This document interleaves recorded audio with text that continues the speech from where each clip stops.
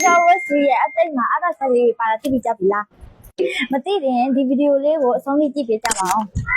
ဟုတ်ပါတယ်ဦးနော်လို့ HyperOS မှာ update တွေအများကြီးပြောင်းလဲပါပါတယ်ဦးနော်လို့ကျွန်တော်တို့ Vibrate မှာ sign in မှု online ဒီမှာ dynamic လိုက်ကနေပြီး sign in မှုပြောင်းအောင်နော်ဦးနော်လည်းမျိုးပေါ့နော် status ပေါင်းမှာဆိုလဲ iPhone design ပုံစံမျိုးဖြစ်သွားမယ် Apple iPhone ပုံစံမျိုးနဲ့လာမယ် Wi-Fi တွေပါလေလုံးဝပြောင်းလဲမှုလေးရှိသွားမယ်flashlight မှာဆိုလဲ flashlight ကိုကျွန်တော်တို့မှာ flashlight က dynamic light ဖန်နဲ့လာတယ်နော်ပိတ်ခွင့်လုပ်လို့ရမယ်နော်။ဘာမှလည်းမျိုးပေါ့နော် team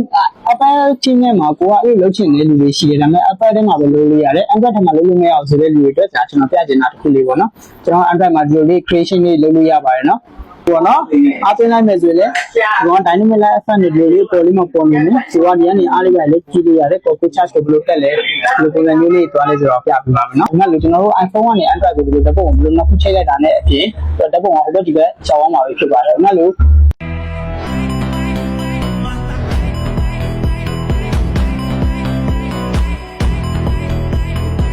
iPhone နဲ့ Android ဆိုတာထက်ဆိုင်နော် Android attraction လို့လို့ရပါတယ်နော်။ကဲ HyperOS ကို update မတင်ရသေးတဲ့လူတွေကတော့ update တင်လိုက်တော့နော်။